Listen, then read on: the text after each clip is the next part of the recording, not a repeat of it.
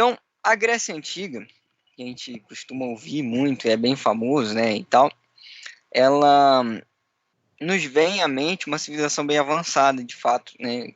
Acho que vocês, se não experimentarem em algum momento, vão experimentar a sensação de pensar assim: poxa, eu estou aqui na universidade, né? E estou estudando o que essa galera escreveu há 2.000 anos atrás, né? Então, até mais de 2.000, né? No caso grego, 3.000 anos atrás. É, então, de fato, a Grécia ela foi um berço da constituição, praticamente, de grande parte dos valores ocidentais, tá?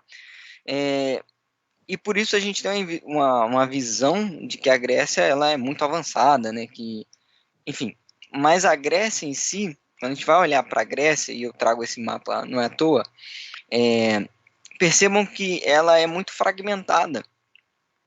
E geograficamente, olhando para a Grécia, ela é um conjunto de penínsulas, regiões vulcânicas.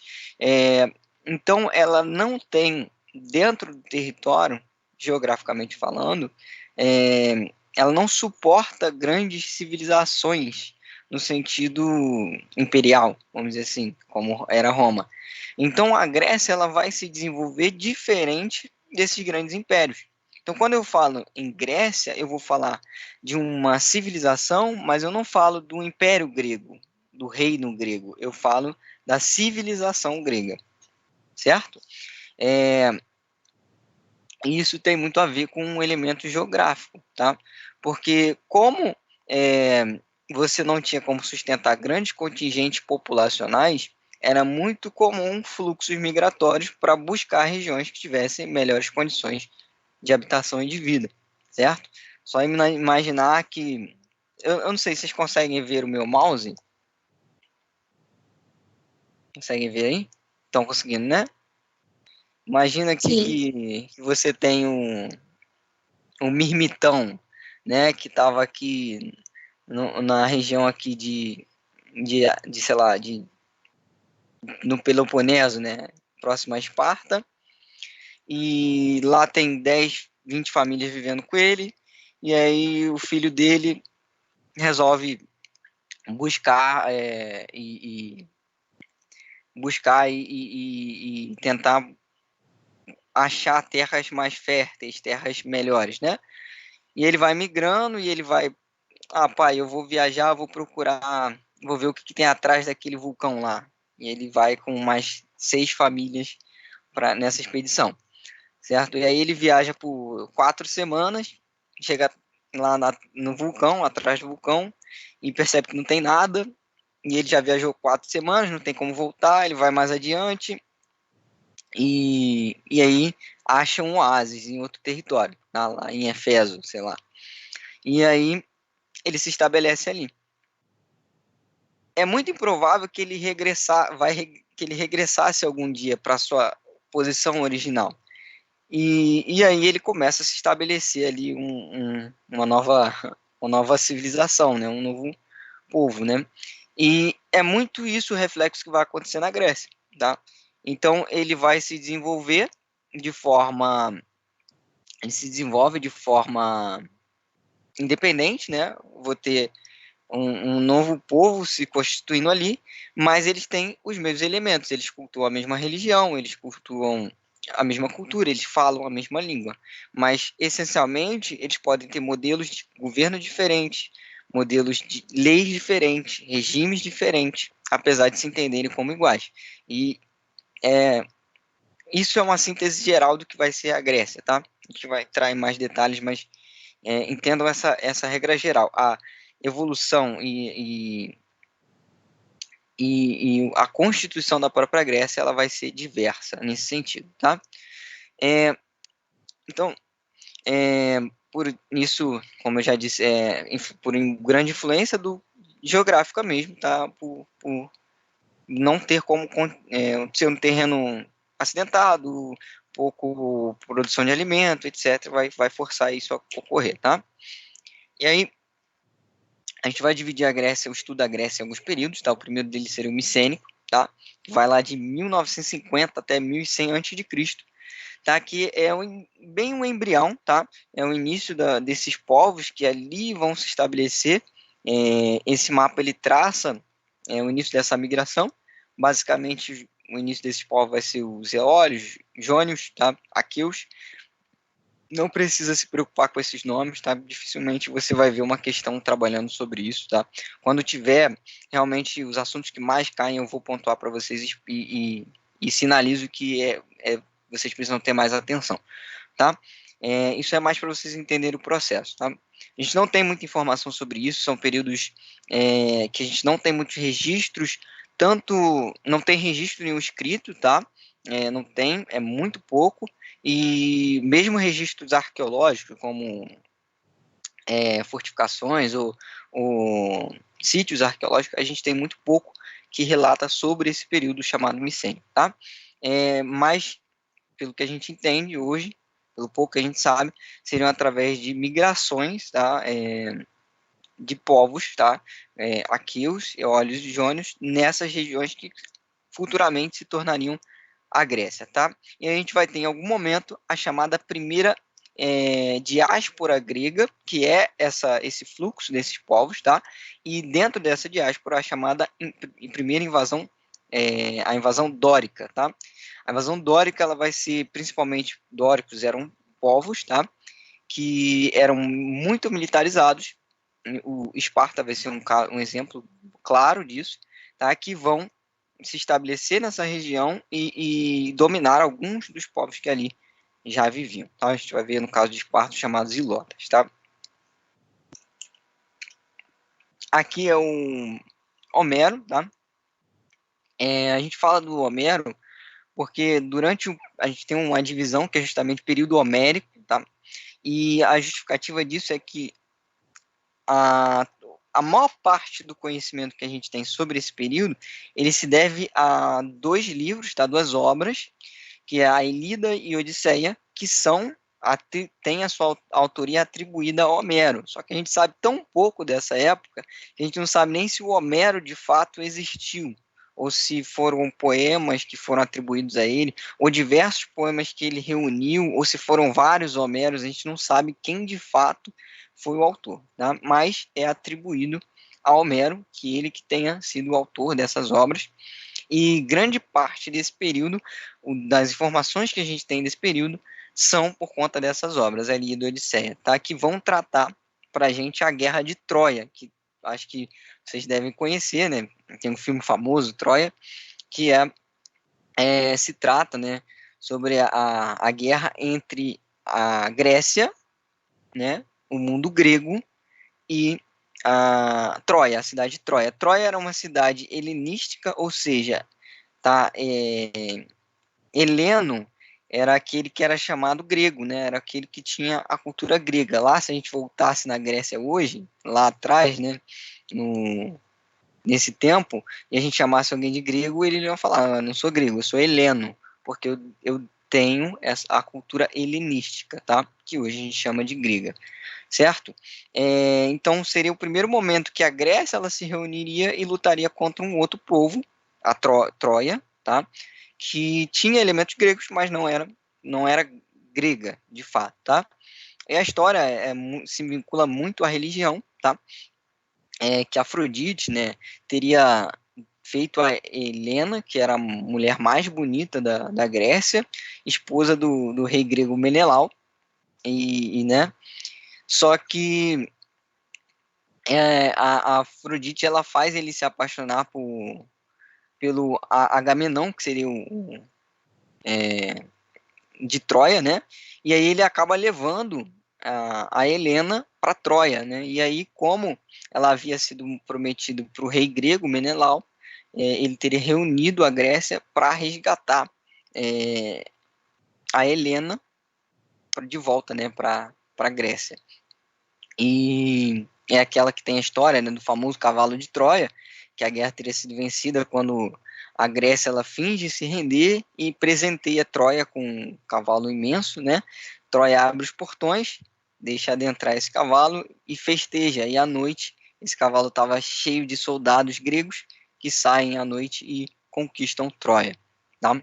E a gente só foi ter registro mesmo, evidências da existência de Troia na década de 90, tá? Quando foi descoberto um cerco arqueológico e lá descobriram armas gregas que tinham, através do teste do carbono, datavam do período onde seria a guerra de Troia, tá? Mas então, só para elucidar, tá? Esse período ele é muito importante por conta disso, tá? O conhecimento que a gente tem é através dessas obras de Homero, tá? E aqui dentro do período homérico, como que vão se construir as chamadas cidades-estado, tá? A gente já vai falar mais sobre isso, tá? Você tinha os genos, tá? Que eram família, né? Essas famílias elas se reuniam na fratria, que eram grupos de famílias, que eventualmente se tornavam mais famílias, chamadas tribos, se tornavam demos, tá? Demos é um conceito de povo, tá? Grego, então dá para entender como que vai surgir essa ideia de povo, até que surgem as cidades-estado, tá? As cidades-estado, elas são cidades gregas, cada cidade ela tem a sua independência, a sua política, a sua própria administração, tá? Mas elas têm elementos em comum, que são a cultura, a religião, os costumes, são comuns, tá? Então, quando um ateniense ele olha para um espartano, ele pode odiar aquele espartano, ele pode insultar, falar, você é um imbecil, você só sabe guerrear, você não é refinado, você não faz política, você não faz arte, você só faz a guerra. Mas você é grego. Né? A mesma coisa, um espartano, ele pode criticar um ateniense, dizendo você é frágil, você não sabe guerrear, seu povo vem de uma cultura muito frágil, vocês a qualquer momento podem ser derrotados, enfim, mas você é grego. Por quê? Ele jamais atentaria contra Atenas, né? Que era protegida pela deusa ateniense que ele acreditava. A mesma coisa, um ateniense jamais atentaria contra o espartano, pois estaria atentando contra o deus de Esparta, Ares, o deus da guerra. Então, eles se entendiam como comum, apesar de diferentes, tá? Isso é muito fundamental, isso sim é cobrado, tá? Essa visão da independência das cidades-estado, tá? Elas eram chamadas de polis, tá? Polis, e esse termo é comum a gente. Por exemplo, quando a gente fala Florianópolis, é a cidade de Floriano. Petrópolis, a cidade de Pedro, tá? Esse elemento, ele chega até os dias de hoje, tá? Então, é basicamente isso, a ideia da formação das cidades-estado grega, tá? Você vai ter a segunda diáspora, que vai ser a colonização de fato e propagação da cultura, se tornando a Grécia, tal como a gente conhece, a Grécia Antiga, tá? Nesse momento aí, esse período chamado período homérico, vai de 1100 a 800 a.C., tá? Que a gente também não tem muito conhecimento a respeito sobre, tá? E a gente entra no período arcaico, que é onde a gente mais interessa pra gente. Aí, um esqueminha, né, mais ou menos um desenho de como seria, né, uma polis grega, tá? Você tem aí a figura da Acrópolis, que é o local mais alto da cidade, normalmente, que era destinada à política, mas também à adoração aos deuses, tá? E aí já abro um parênteses para falar da religião ateniense, não só ateniense, mas grega como um todo, tá? É muito ligado na mitologia, certo? Você tem grande parte dos mitos, tá? E diferente de como é retratado Deus, o Deus cristão, né, que amplamente a gente amplamente difundido hoje a maior parte das religiões se baseia, as maiores religiões hoje se baseiam no cristianismo, tá? Que você tem um Deus que é divino, tá? Os deuses gregos, tá? Eles eram humanizados. Isso não é difícil de entender, acho porque amplamente a gente vê na mídia isso, tá? Tem o God of War, aí diversos livros, enfim, da mitologia, filmes que tratam a respeito disso, tá? Então, não fica muito distante. Mas os deuses gregos, eles têm elementos humanos, tá? Ou seja, ele tem a raiva, é o deus da raiva, o deus da guerra, o deus do amor. Eles têm elementos que são humanos. E como é que a gente chama isso? antropomorfismo, tá? Eles são antropomórficos. Eles têm elementos tanto animais quanto humanos, tá? Eles ficam entediados, eles ficam com raiva, né? Eles não são deuses tão divinos quanto a gente tem a imagem de Cristo hoje, tá? É só para citar o exemplo de Prometeus, né? Prometeus é aquele que traz a chama, né? E dá a chama para o homem, para a humanidade. E Zeus, descontente com a atitude de Prometeu, por entender que os seres humanos poderiam em algum momento se tornar mais poderosos que os próprios deuses, pune o Prometeus, prendendo ele, né, no topo de uma montanha, e amarra ele para que uma águia viesse e comesse o seu fígado todo dia, né? E aí o fígado dele se regeneraria durante a noite, para no dia seguinte ele ser comido novamente por toda a eternidade. Então a gente percebe que é um Deus muito vingativo, né? Então a religião ela está intimamente ligada à cultura e política e vivência da Grécia, tá? Eles não separam, né, essa ideia. Inclusive, durante a guerra, haveriam leis que até prejudicavam eles, mas que era para não afrontar a fúria dos deuses, tá? Então, essas são as cidades, voltando aqui, né? Cidades-estado. Aí tem os elementos, né? A Ágora, onde você tinha grandes reuniões, onde a galera discutia política, de fato, porto, né? As plantações. Fora dá para entender bastante nessa imagem como é que se organizava uma cidade grega, tá? E aí, falando agora sobre Atenas, tá? Primeira coisa, não existe só Atenas e Esparta, tá? Tinham diversas outras cidades-estado, tá? Delos, enfim, Corintos, diversas outras cidades-estados gregas. A gente olha para Atenas e Esparta porque, para nós, elas são as que ganharam maior destaque. A gente conhece mais, a gente tem mais vestígios e elas tiveram maior influência, tá? Por isso a gente vai olhar principalmente para elas, tá? Aqui a gente tem a divisão da cidade, da sociedade ateniense, da estrangeiros, escravos, mulheres. Percebam que eles são colocados como não cidadãos, tá? Ali nessa imagem. E somente homens, tá? A gente vai ver especificamente aí, tinha uma série de regras que vão ser considerados cidadãos, tá? A Atenas, principalmente porque era conectado ao mar, tinha um grande porto, era uma cidade cosmopolita, onde você tinha pessoas do mundo inteiro, contato com grande parte do Egito, né, com o próprio Oriente. Então, você vai ter uma cidade com grande desenvolvimento cultural, econômico, principalmente econômico, tá? A mão de obra escrava, ela vai ser o principal meio produtivo, tá? Mas eu chamo a atenção que a escravidão na Grécia, a escravidão na antiguidade como um todo, ela é diferente da escravidão que a gente vai ter no Atlântico, no Brasil, por exemplo, tá? Isso tem que ficar muito claro, porque para a gente, essa escravidão que ocorreu no Atlântico, ela nos é mais próxima. E quando a gente fala de escravidão como um todo, a gente tende a visualizar ela. Mas essa escravidão que vai ocorrer aqui, ela é muito diferente, tá? Um escravo, aqui ele não vai ter principalmente caráter étnico, por exemplo. Não vai ser porque ele é negro ou porque ele é asiático. Ele vai ser, na maioria das vezes, escravo por guerra, tá? Ou também por dívidas, mas não com critério etnológico, enfim.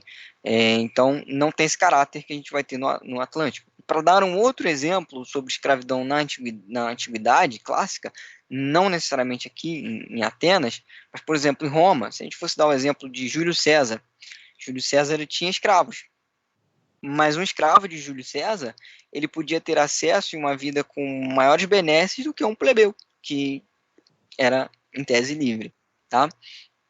Fora a ideia, o caráter de propriedade, né? É diferente da visão que a gente vai ter no Atlântico, tá?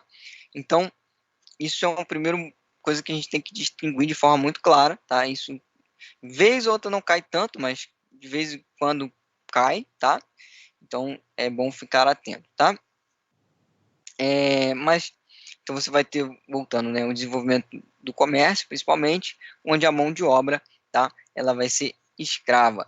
E outra coisa que os gregos valorizavam muito era a filosofia, né? E aí filosofia envolve a ciência, né? Como a gente tem hoje, não havia uma distinção, então matemática, astronomia, história, política, tudo era considerado filosofia, então esse tempo para pensar seria na produção de conhecimento como um todo, tá?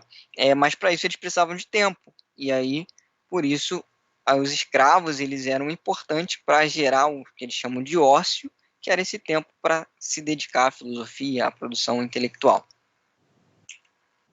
tá? Aqui é a divisão da sociedade ateniense, tá? Você tem, não precisa se preocupar com os nomes, tá? Talvez os eupátridas sejam mais importantes aqui, tá? Os eupátridas eles eram considerados bem-nascidos, que eram descendentes daqueles primeiros homens que fizeram o povoamento na diáspora, né, grega, e, enfim, nesse primeiro momento, tá? Eles eram considerados os bem-nascidos e por terem nomes, né, de famílias, dessas primeiras famílias, eles constituíam a aristocracia, né, e os maiores privilégios, tá, maiores propriedades de terra recaíam sobre os eupátridas, tá? Você vai ter os georgóis, os tetas, né, e os demiurgos, principalmente os demiurgos, os mequecos, mas em grande parte, vamos colocar todos eles no mesmo grupo assim, vamos dizer que eles eram comerciantes, de certa forma, tá? Não precisa se preocupar tanto com essa divisão, com esses nomes, não vai cair na sua prova, tá? O que vai cair é a lógica, tá? Então, grande parte desses comerciantes, principalmente demiurgos, eles vão enriquecer ao longo do tempo, porque Atenas era uma cidade que tinha grandes relações comerciais com diversos povos e vai enriquecer muito. Só que esses metecos, demiurgos, eles não tinham direito de representação política. Eles não tinham poder de fato, apesar de ter dinheiro. Em algum momento, eles vão começar a reivindicar esses direitos políticos. Eles vão começar a falar, cara, eu tenho 2 frotas de navios, eu tenho 15 navios mercantes, eu investi em soldados para proteger a Grécia, e por que eu não tenho representação política? Por que eu não tenho poder? Daí isso vai eventualmente pressionar para que você tenha a participação política desses grupos, tá? O que ajuda a explicar para a gente como é que vai surgir essa ideia de participação política na sociedade ateniense, tá? E os escravos na base da sociedade, né? Como a gente já disse, né? Prisioneiros principalmente por guerras ou por dívidas. Aqui a mesma divisão, né? Que eu mostrei agora, falei para vocês, mas citado, né? Na pirâmide, colocando na pirâmide. E aí eu chamo a atenção para a figura das mulheres, tá? Que isso vai cair, isso sim cai bastante, tá? Sobre o papel a posição da mulher na sociedade ateniense, tá? Isso costuma cair bastante, tá? Que elas não tinham direitos, mesmo que livres, tá? Não participam da política, tá? Elas tinham a ideia de que elas deveriam servir, inclusive, tá? O pai, o marido. Quando elas eram ricas, elas ficavam só em casa, né? E quando pobres, elas tinham que trabalhar, tá? Inclusive, a própria relação na sociedade ateniense, quando você tinha uma relação entre um homem e uma mulher, ela era vista como uma relação meramente para procriação, né? Para gerar uma nova vida. A relação que era tida como mais perfeita era entre dois homens, tá? Por isso que normalmente se cita a questão da homossexualidade na antiguidade, né? Principalmente na sociedade ateniense, tá? Isso ocorria, tá? Então é importante ter em mente essa inferioridade que era tida por parte da mulher na sociedade ateniense, tá? Isso costuma cair, sim. E aí, alguns aspectos políticos, a evolução política, tá? O início, né, de Atenas, a gente tinha a monarquia, onde você tinha um governo que era centralizado, chamado Baliseu, tá? Os eupátridas, tá? Eles vão ganhar poder e influência e vão acabar com esse modelo de monarquia, porque quando você tem monarquia, o que é uma monarquia, né? Mono, apenas um, arquia governo, então um governo único, somente um eupátrida governaria, mas os outros eupátridas queriam participar do poder, e aí vão acabar derrubando esse modelo de monarquia e fundando a chamada oligarquia. A oligarquia já é um governo de poucos, tá? Dos eupátridas. Então, você tem mais pessoas participando do governo, um pequeno grupo, tá? Através do arcondato, que era uma espécie de conselho, tá? Mas isso eventualmente também seria pressionado principalmente, tá? Pelos grupos de comerciantes que a gente citou lá, os demiurgos, tá? Que vai levar que seja feita aí os chamados reformadores, né? O Drácon, que vai ser o primeiro, né, que vai fazer as leis, né, vai ser o primeiro que vai tornar as leis escritas, né, vai escrever de fato as leis. Aí você pergunta, poxa, mas só escrever as leis? Sim, era muito importante, porque até as leis serem escritas, elas são permanentemente mutáveis aos interesses. Então, os eupátridas poderiam modificar elas ao seu interesse, né, e criar leis à torta e à direito, mesmo que essas não tivessem fundamento nenhum. E a partir do momento que você escreve elas, você tem como invocá-las, como reivindicá-las. Como é que quem diz que eu tenho que pagar isso? Onde é que está escrito? Cadê a lei que determina isso? Então isso é considerado um avanço. Apesar do Drácon ele ser considerado muito rígido, né? Inclusive se diz, né? Ah, essa lei é draconiana, que é uma lei muito rígida, muito cruel até, tá? O próximo que a gente tem é o Solon, tá? Aqui em 594, ele vai dividir a cidade de modo censitário, privilegiando já os demiurgos, os comerciantes, né? Vai criar alguns conselhos, chamados a Eclésia, a Bulé e o Elieu, que vão servir posteriormente como entidade para participação política. Pode falar aí. Alô, alô?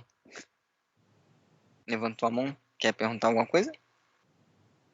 Não estou te ouvindo, se estiver perguntando. Não? Então vamos seguir. Tá? Coisa só falar.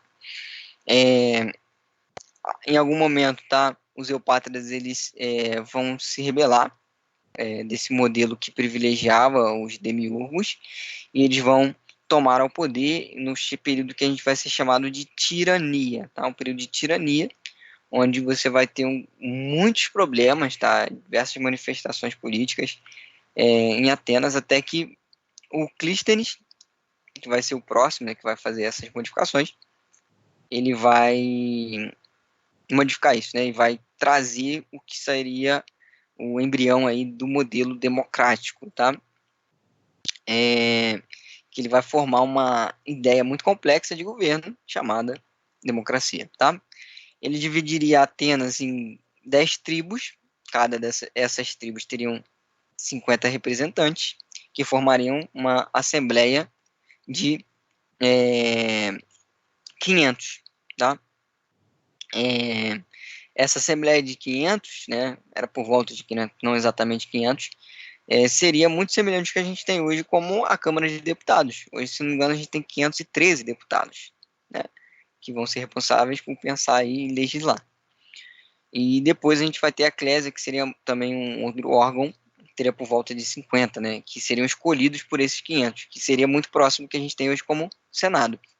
Tá? Então percebam que a influência política que a gente tem do modelo grego se dá até os dias de hoje.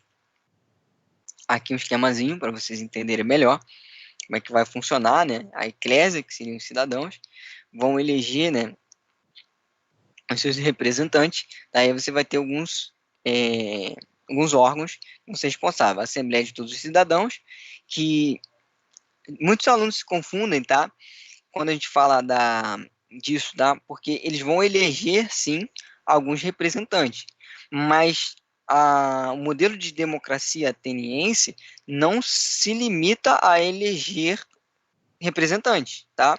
Eles podem, através da Eclésia, Assembleia de Todos os Cidadãos, sim, participar ativamente e fiscalizar, por exemplo, aquilo que é feito mesmo pelos seus representantes. Então, é um modelo que a gente diz de democracia direta, ou seja, não é representativa como o nosso.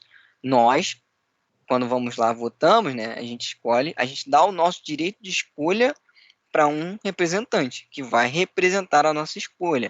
Só que, inclusive, muita gente critica isso aí. Ah, mas ele não está fazendo o que ele disse que ia fazer. Bom, no momento que você escolheu ele, você abdicou do seu direito de, né, de decidir. Quem vai decidir por você é o seu representante.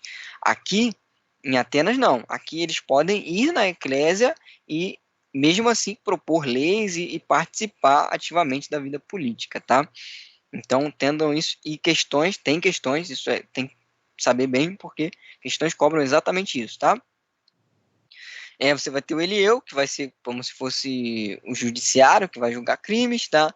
Os arcondes, que vão cuidar das funções principalmente religiosas, tá? Mais judiciais, mas os dois elementos estão muito ligados, tá? É, os estrategos, que seriam chefes militares, representantes aí por pensar estratégias de guerra, a mulher, que é o Conselho dos 500, que é esse que eu falei para vocês, que vão ser eleitos pela Eclésia, seria muito semelhante ao que a gente tem hoje de Câmara de Deputados, e o Areópago, né, que vai ser composto por arcontes, que vai julgar crimes mais graves, né, e esse seria a ideia do modelo de democracia ateniense, tá? Alguma dúvida, gente? Tem certeza? Todo mundo em silêncio? Ninguém? Podem participar, gente. É, a cidadania ateniense, que eu estava citando já, e isso aí vai cair muito, tá? A maior parte das questões vai citar exatamente isso. A gente fala do modelo de democracia que era muito avançado para a época, né? Precursor da democracia, os inventores da democracia, mas essa democracia ela não é tão abrangente assim. Porque para você ter direito de escolher representante, de participar politicamente, de fazer tudo que eu estava falando agora que você pode, você teria que cumprir todos esses requisitos, tá? Você teria que ser homem, livre, pai e mãe ateniense. Então, meu pai é ateniense, mas minha mãe é de Delfos. Não tenho direito de participação política, não sou considerado cidadão ateniense. Maior de 18 anos, isso aqui varia, tá, gente? Tem alguns historiadores que vão falar 21, tem outros que vão falar até 24, tá? Não é um consenso, mas é por volta aí da maioridade, tá? Nascido na cidade, ou seja, meu pai é ateniense, minha mãe é ateniense, mas eu nasci em Delos. Poxa, tadinho de mim, não vou ter direito de participação política. Ter cumprido obrigatoriamente o serviço militar de 2 anos, tá? E possuir bens em Atenas. Ou seja, mesmo que eu tiver todos os outros requisitos, se eu não tiver uma propriedade em Atenas, eu não tenho participação política. Isso faz com que toda essa democracia e toda essa representatividade ficasse restrita por volta de 10 a 15% da população, tá? Mulheres, escravos e estrangeiros não têm nenhum direito político, tá? Inclusive, como eu disse, a figura da mulher ateniense ela é vista como um cidadão de segunda classe, tá? Como se fosse um subcidadão, né? Ou nem cidadão, né? Era colocada à margem da sociedade mesmo, marginalizada mesmo, tendo a imagem de que ela devia apenas servir, tá? Inclusive tem a música do Chico Buarque, se não me engano, a mulher ateniense, que fala, retrata da mulher ateniense e já caiu em vestibular citando ela exatamente sobre isso, tá? Sobre a falta de participação política. O que é muito estranho, porque se a gente pensar a deusa, né, de Atenas, a deusa Atena, uma mulher que vira e mexe passava a perna em Zeus, né? Mas a mulher ela não tinha essa participação na sociedade ateniense, tá? Tranquilo? Esse é o caso de Atenas, tá? Agora a gente vai falar um pouquinho sobre Esparta, tá? Que chamam os maiores guerreiros da antiguidade, tá? Localizados na península da Lacedônia, tá? Chamada também Península do Peloponeso, tá? Marcada ali no mapa, tá? Vai ter descendência direta com os dórios, aqueles povos que vieram na diáspora grega e vão quando eles chegam ali, eles viam já estabelecido ali um povo chamado de ilotas, tá? Que eram grande parte agricultores, né? Eles viviam, plantavam, né? E viviam de forma relativamente pacífica e vão ser dominados, tá? Pelos, por esses descendentes, né? Os dórios espartanos, e vão ser subjugados e colocados num regime que alguns vão dizer escravista, tá? Outros vão dizer de servidão. Por que essa diferenciação? Porque os ilotas, eles gozavam de certa liberdade, tá? Eles podiam se casar livremente, podiam se organizar da forma como eles bem entendiam, mas eles deviam, tá? Eles não eram entendidos como propriedade, mas eles deviam, tá? Trabalhar e empreender tarefas para os espartanos, tá? Desde a agricultura, como, enfim, até negociação, comércio, os ilotas vão comercializar, porque a sociedade espartana, o espartano, ele deveria se voltar exclusivamente para a guerra, tá? Então, eles vão ter grande liberdade nesse sentido, né, apesar de estarem subjugados, tá? É que a divisão da sociedade espartana, tal como a gente teve lá na sociedade ateniense, a gente também tem a divisão aqui em Esparta, tá? Espartanos ou esparciatas, descendentes dos dórios, vão formar a cúpula, né? A pirâmide, o topo da pirâmide espartana. Você tem o meio, que seriam os piriecos, seriam principalmente vão lidar com o comércio e artesanato, tá? Também foram subjugados durante a diáspora, tá? E os ilotas, que vão ser a maioria esmagadora da população, inclusive, tá? Existiam mais ilotas do que espartanos. E aí muita gente me pergunta: ah, mas por que que eles não se revoltavam, professor? Por que que eles não retomavam o poder? Porque a gente está falando dos espartanos, os soldados mais preparados do mundo antigo. Eles tentaram se rebelar 2 vezes e 2 vezes foram esmagados pelos espartanos, tá? Então, aí eles pararam de tentar e aceitar. Então, você vai ter essa divisão, tá? Da sociedade espartana. Aqui vale lembrar também que eu estava falando muito sobre a mulher ateniense, né? Aqui é diferente. Aqui a mulher espartana, ela vai ter uma participação ativa e vai ser amplamente valorizada na sociedade espartana, tá? Diferente do que a gente vê em Atenas, tá? Por que acontece? Como é que funcionava a sociedade espartana, tá? Nasceu um menino, tá? Nasceu um menino, né? Nasceu do nascimento aos 7 primeiros anos de vida, ele vai ficar com a mãe, tá? Ficava com a mãe para aprender a ler, a escrever, as leis e a cultura espartana, tá? Passou de 7 anos, ele é retirado, né, da família dele, ele e toda a geração que nasceu naquele ano, tá? E ele vai começar a receber o treinamento para se tornar um soldado, um guerreiro espartano, tá? Primeira coisa, tira toda a roupa do corpo. Dali até a formação dele como soldado espartano, ele vai ficar pelado. Por quê? Para aprender a lidar com as intempéries, tá? Frio, calor, ele não deve sentir frio, nem calor, nem se abalar por nenhum elemento do clima ou enfim, não pode, não pode, tá?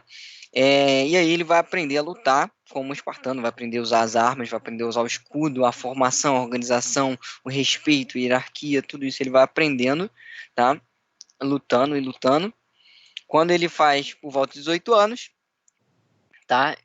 Se formou? Não. Ele vai ter que passar por uma aprovação, largavam eles no meio de uma floresta, e aí eles tinham, só sem nada, sem nada, no meio da floresta, eles tinham que regressar, sobreviver e regressar a Esparta, e aqueles que regressariam aí, sim, receberiam, né, as armas, né, e aí iniciaria um processo para se tornar um soldado espartano. Mas, ainda assim, para se tornar, ele teria que lutar ainda guerras por um período, tá, para aí sim ele ser considerado um soldado espartano. Tá? Afinal, ele tinha recebido o treinamento, mas ainda não havia participado da guerra em si. Tá? Ah, mas tinha tanta guerra assim? Normalmente eles emprestavam soldados, né? Se tinha participação numa guerra, eles poderiam lutar como mercenários, tá? Contratados para outros povos, inclusive. Tá? Eu esqueci de citar, né? Quando nascia uma criança espartana, né? Vinha o conselho dos éforos, que eram os anciões, eles iam olhar se essa criança ela tivesse qualquer deficiência, tá? Qualquer deficiência, ou mesmo se fosse muito pequena, muito magra, elas eram atiradas de um penhasco para serem sacrificadas, porque somente aqueles perfeitos poderiam se tornar cidadãos espartanos, poderiam se tornar espartanos perfeitos, né? Você não podia ter dentro da sociedade espartana pessoas deficientes, né? Então, tinha um grande, bizarro, né? A própria mãe matando, né? Sacrificando o filho pela cultura, né? Espartana. Isso vai fazer com que a população espartana ficasse muito pequena. Você ter cerca de 100, de 80 a 100 mil espartanos sempre, que eles teriam de compensar na estratégia militar, né, por ter um número menor comparado a outras civilizações, tá? E a mulher, nesse caso, né, ela ficaria na cidade e ela seria responsável por administrar a cidade, uma vez que o homem, né, a figura do homem, passaria tanto tempo em treinamento ou mesmo em guerra. Então ela tinha uma importância fundamental e era totalmente respeitada na sociedade, tá? E, inclusive, elas recebiam treinamento militar também, porque elas eram as últimas defesas de Esparta. No momento que todos os homens caíssem, os exércitos caíssem e Esparta fosse invadida, elas seriam a última linha de defesa de Esparta. Então, diferente de Atenas, onde a mulher é vista como segunda classe, aqui em Esparta elas eram amplamente valorizadas, tá? Aqui a política espartana, tá? Bem mais simples do que a ateniense, tá? Você tem o Eforato, que era o conselho dos sábios, né? Era um conselho, né? Dos 5 éforos, né? Que exerciam o poder executivo, tá? E exigiam a obediência às leis, tá? E abaixo deles, ou compondo eles, você teria a diarquia, que seriam 2 reis. Esparta, sim, tinha 2 reis. Por que 2 reis? Porque muitas vezes um rei, ele iria para a guerra, e aí um outro rei ficava responsável por gerir Esparta na ausência desse rei que foi lá guerrear, tá? A Jerusa, que era a Assembleia de Anciãos, tá? Que eles elaboravam as leis, e aí pensa que como é que é difícil, ancião, né, 60 anos, 50 e poucos anos, e pensa como é difícil sobreviver até 50, 60 anos numa sociedade como a sociedade espartana, tá? E a Ápila, que seria a Assembleia dos Cidadãos, tá? Que seria responsável por eleger os membros da Jerúsia, tá? E ratificar as suas decisões. Ratificar é falar, eu concordo ou não concordo, tá? Mas não é anular ou etc, tá? Não tem tanto poder assim. A Jerusalém teria mais poder nesse sentido, tá? Por fim, a gente tem o período clássico, né, que é talvez o mais conhecido por causa do filme, né, do 300, não sei se vocês assistiram, que é o momento que você tem um avanço persa, tá? A Pérsia, né, o Império Persa era um grande império, tá? Que em algum momento vai rivalizar com os gregos. Você vai ter 2 guerras entre eles, tá? Chamadas guerras médicas, onde no primeiro momento, né, os persas eles se expandem muito e eles vão conquistando novos povos. E quando eles chegam na Grécia, eles falam que os gregos vão ter que pagar tributos e reconhecer a soberania do Império Persa. E os gregos rejeitam isso. E aí você tem a primeira guerra médica, tá? Que vai se dar principalmente através do mar, vai ser grande batalhas navais, e que, contra tudo, né, os gregos vão vencer, tá? Principalmente que eles vão modificar os seus navios e eles vão colocar uma haste de metal na ponta dos navios e vão criar um novo modelo de guerra, onde eles jogariam literalmente os navios atenienses contra os navios persas e destruiriam, né, com aquela haste de metal. E aí, com isso, um navio ateniense conseguia destruir 2 a 3 navios persas antes de ser subjugado, o que fez com que eles conseguissem vencer essa chamada Primeira Guerra Médica, tá?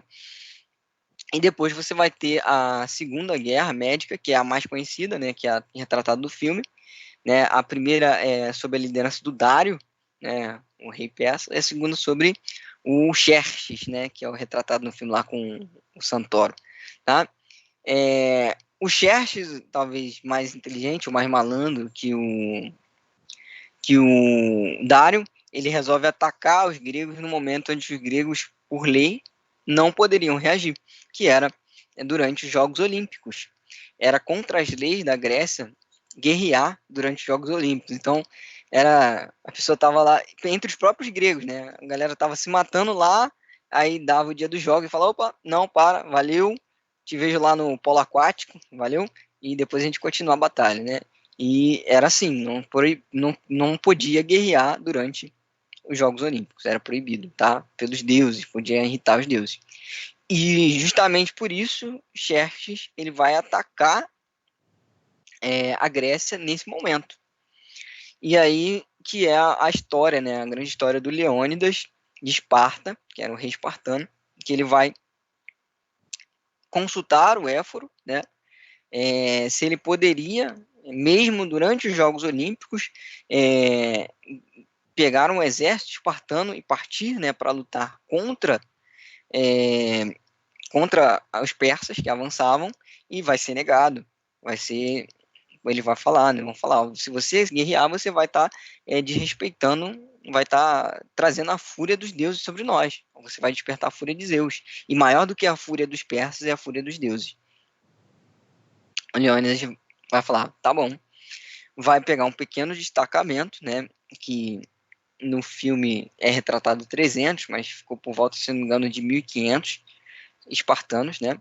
Mas a elite dos soldados seriam chamados 300 de Esparta, né? Vai reunir alguns outros guerreiros de outros povos, né? Essa cena até é retratada no filme. No fim, ele vai chegar no contingente ali, varia de 3 a 5 mil homens, né? Depende da fonte, vai haver essa divergência, tá? E ele vai lutar contra 250 mil a 300 mil persas, né? 5 mil contra 300 mil, tá? E aí que é a resistência heróica de Leônidas nos Termópilas. E Leônidas nunca esperava vencer essa guerra, tá? Ele queria atrasar o avanço persa até o fim dos Jogos Olímpicos, para que a Grécia pudesse se reorganizar e lutar novamente contra os persas. E de fato, ele vai fazer essa defesa heróica, consegue segurar os persas durante 7 dias, que é tempo suficiente para os jogos acabarem e o mundo persa se reunir, o mundo grego se reunir contra os persas e vencer a Segunda Guerra Médica, tá? Mas ele tem a estratégia, né, no chamado desfiladeiro de Termópilas. Acho que eu coloquei a imagem aqui para vocês. Cadê?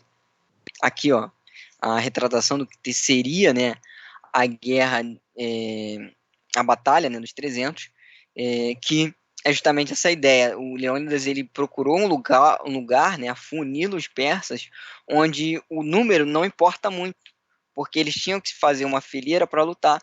Então, eles tinham que fazer uma fila para lutar, né?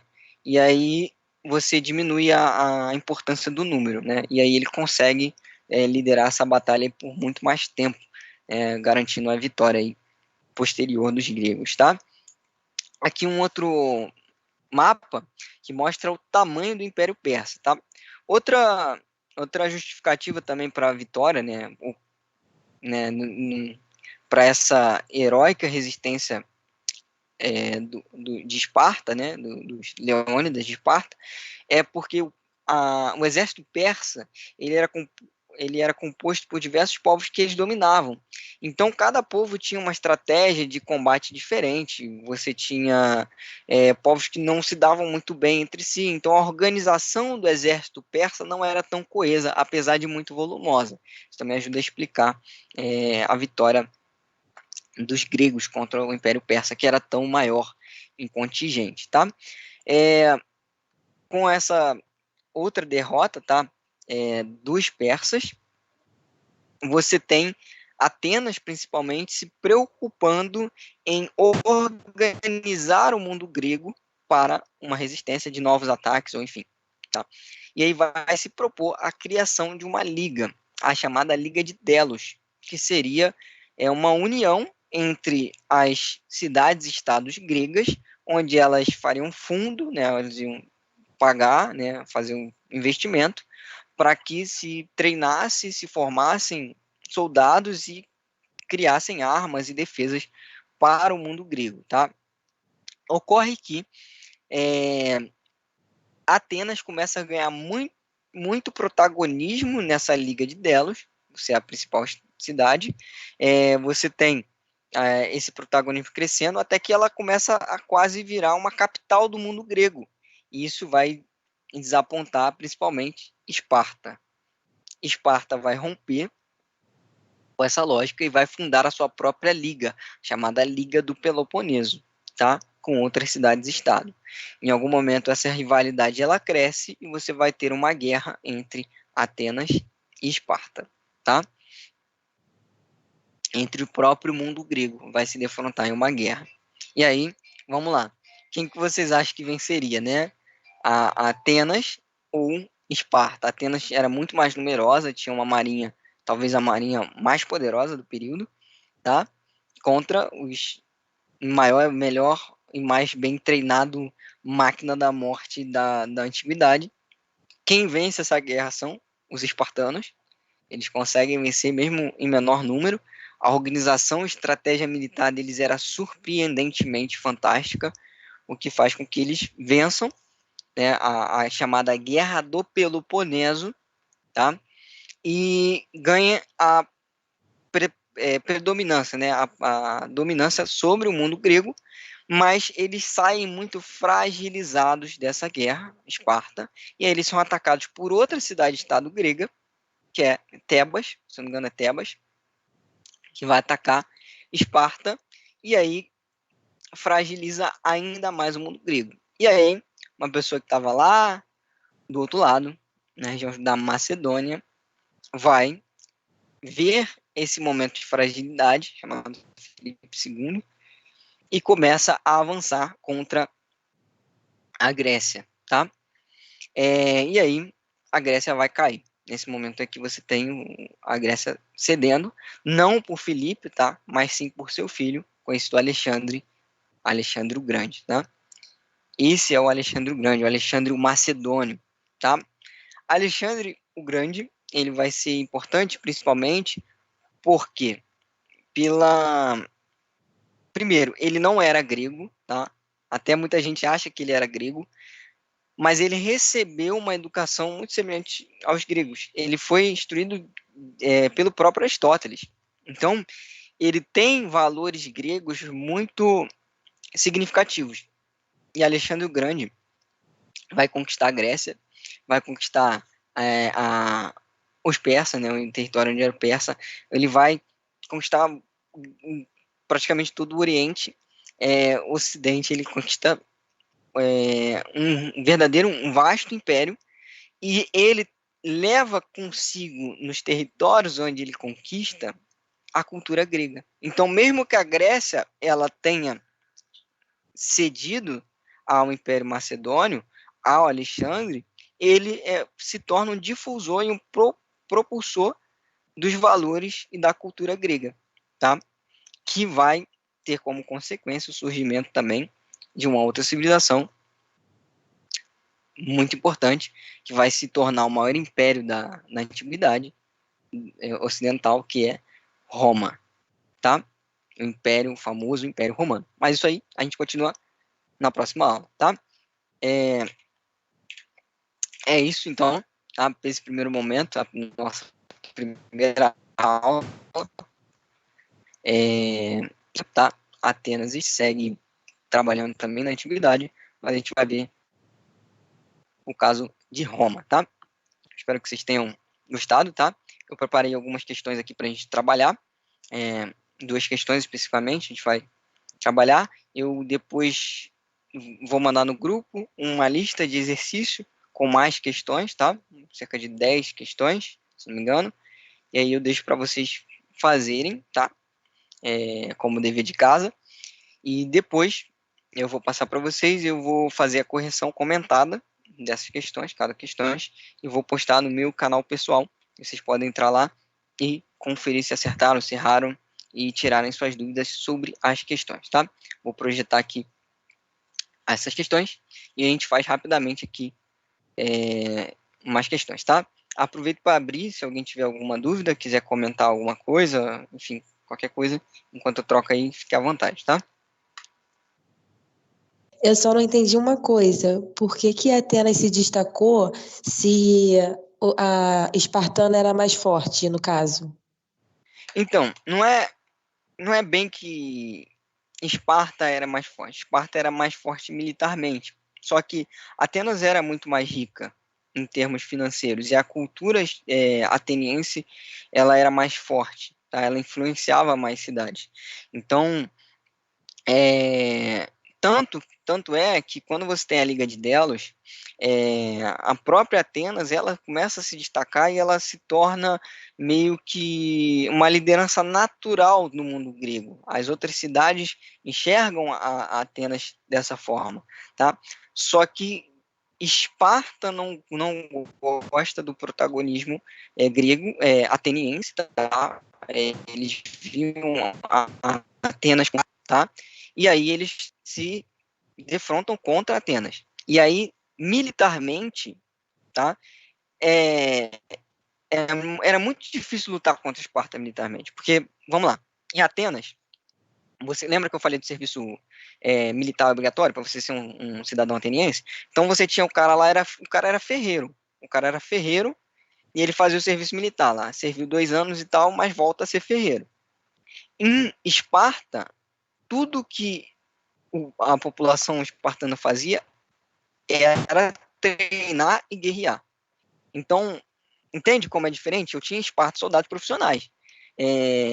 Em Atenas, eu tinha soldados, cara era sapateiro, tinha treinamento militar, fazia 6 anos que não lutava, 4 anos que não lutava. Então, quando você teve uma guerra, de fato, entre Esparta e Atenas, a organização, estratégia e preparo militar foram muito superior no caso de Esparta, entendeu?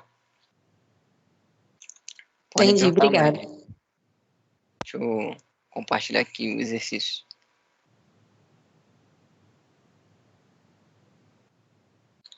Rapidinho.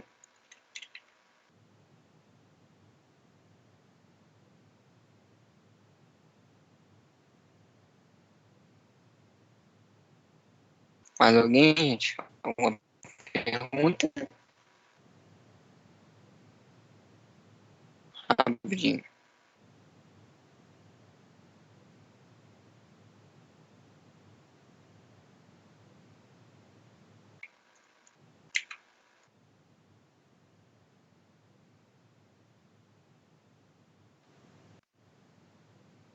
Deixa eu compartilhar.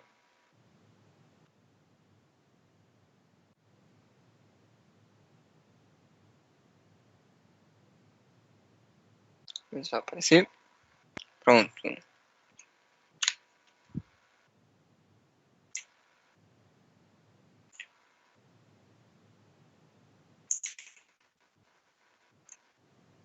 Tá, vamos lá. Primeira questão aí. Tá dando para vocês lerem? Não sei se vocês conseguem ler.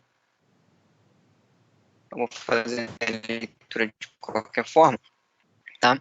Vamos lá. Questão da PUC São Paulo. Em termos constitucionais mais convencionais, na Atenas antiga, o povo não só era elegível para cargos públicos e possuía o direito de eleger administradores, mas também era seu direito de decidir quanto a todos os assuntos políticos e o direito de julgar, constituindo-se como tribunal todos os casos importantes civis e criminais, públicos e privados. A concentração da autoridade na Assembleia, a fragmentação e o rodízio dos cargos administrativos, a escolha por sorteio, a ausência de uma burocracia remunerada, as cortes com o júri popular, tudo isso servia para evitar a criação de uma máquina partidária e, portanto, de uma elite política institucionalizada. O texto aí, Democracia Antiga e Moderna, do Finlay, né? Ele fala, a partir do texto, pode-se afirmar que a democracia na Atenas antiga, né? Alternativa A, limitava-se à atuação do conjunto da sociedade nas decisões e nos assuntos políticos, que ficavam restritos à elite intelectual intelectual e econômica. Obviamente não, né? A gente está falando que o povo né, não só era elegível, mas também, né, eu estou dizendo justamente que eu tenho uma ampla participação, tá? E não restringindo aí econômica e intelectual. Apesar de a gente ter a restrição por conta da cidadania, né? B. Reconhecia a necessidade da tripartição do poder, com separação e isonomia entre o executivo, legislativo e judiciário. Apesar de Aristóteles já ter traçado algum embrião do que seria a tripartite, né, essa ideia de divisão dos poderes, isso aí só vai se consolidar de fato a partir da Revolução Francesa, lá do Montesquieu. Tá? Então, não podemos falar dessa divisão de poder clara aqui, mesmo na democracia ateniense. Tá? Dependia do funcionamento de um aparato administrativo composto de funcionários estáveis e por ampla hierarquia burocrática. Bom, se a gente está falando ali no final, né, que eu tinha um rodízio dos cargos administrativos e que eles não eram remunerados, eu não posso dizer que eu tenho um funcionário estável, né? Se ele tem sorteio e não é remunerado, obviamente que eu não vou ter, e não vou ter essa hierarquia institucionalizada, porque eu teria, né, altos graus dessa hierarquia que controlariam o sistema. Sobrando alternativa correta, letra D, permitia ampla manifestação dos cidadãos, de fato, e tinha mecanismos, né, que impediam a perpetuação das mesmas pessoas em cargos administrativos. Se você for olhar ali no texto, ele diz exatamente isso. Ó. Ele permite, né, o povo não só ser elegível, né, ou seja, eu poder me candidatar a eleger, como eleger também, tá? E também eu tinha ali mecanismos, né, como fragmentação do rodízio de cargos administrativos, sorteio, né, não ter uma burocracia remunerada, que ele cita diversos elementos para impedir justamente a perpetuação dessas pessoas em cargos, né, nos mesmos cargos. Tá? Questão bem simples, bem tranquila para trabalhar a respeito da democracia ateniense. Tá? Outra questão aqui, deixa eu centralizar ela. Pronto. Opa.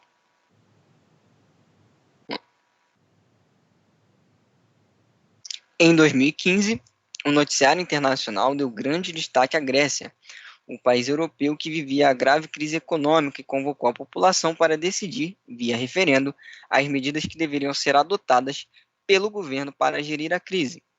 Parte da imprensa destacou o caráter democrático de tal medida e, em muitos textos, lembrou que os gregos foram os criadores da democracia. Assinale a alternativa que indica corretamente quais são as principais diferenças entre a concepção de democracia na antiguidade grega e no mundo contemporâneo. Tá? Letra A. Na antiguidade grega, a democracia surgiu da necessidade de administrar países cada vez maiores. Bom, quando a gente fala de Grécia antiga, a gente não está falando de países, a gente está falando de cidades e estado. Então, só que eu já posso dizer que essa alternativa não está correta. Tá? E depois, né, nas democracias contemporâneas, a política ajuda a administrar unidades menores, não necessariamente, né?